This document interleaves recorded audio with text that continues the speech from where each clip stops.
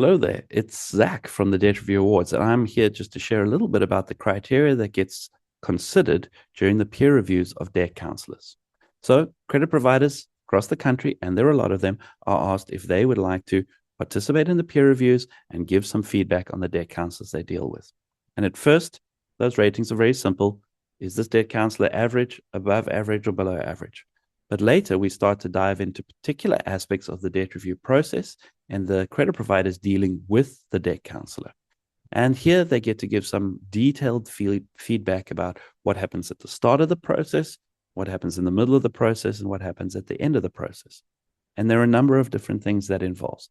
Could involve things like just the correspondence that happens between the debt counselor and the credit provider. Are they notified in 17 ones? Do they get 17 twos to follow up on the notification? Do they know whether this person is actually going into the process or not? We also look at things like proposals. Are you sending proposals? Does the credit provider feel that those proposals are reasonable or unreasonable? How often do they get unreasonable ones? How often do they get reasonable ones? There are, of course, some statutory and standard industry timelines, and the credit providers also get to share whether they feel that the debt counselor in question is sticking to those timelines as well. And a big part of what they consider is when a debt counselor makes a promise, a proposal, and says, well, the consumer can afford to pay this amount, do they actually see that payment? That's one of the big ones. Do your clients pay what is actually promised? During the process, there are things like, do you as a debt counselor ever engage with a credit provider? So credit providers get to say how often they interact with the debt counselor, whether those interactions are positive or negative. They get to discuss whether there's ever a query. Do you react to it?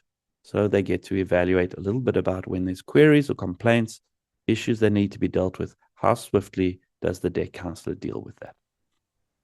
They also evaluate the professionalism of the debt counselor themselves and the staff of the debt counselor.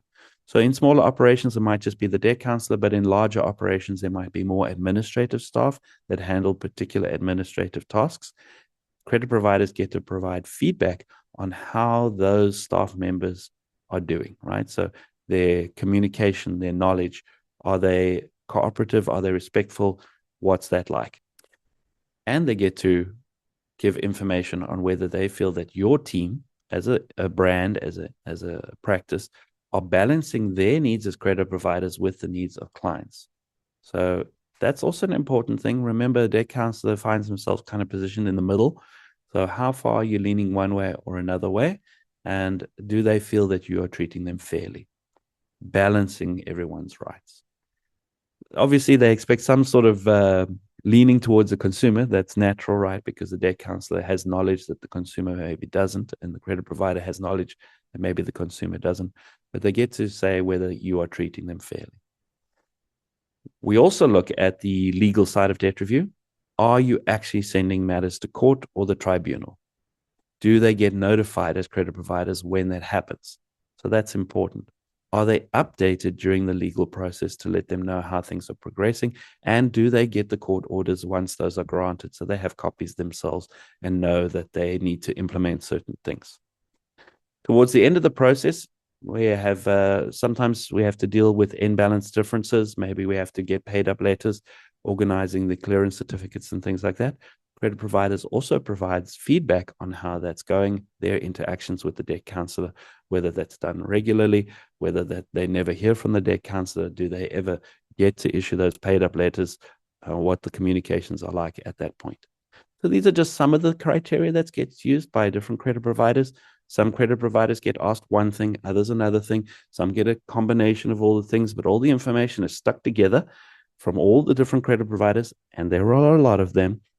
And that all goes into the system. The computer allocates points and slowly starts to sort through that to identify who amongst all the different debt counselors is the highest rated in that particular category or group. So that could be boutique debt counselors, small debt counselors, medium-sized debt counselors, large debt counselors, the national debt counselors, or maybe even the national plus debt counselors, the very largest in the country.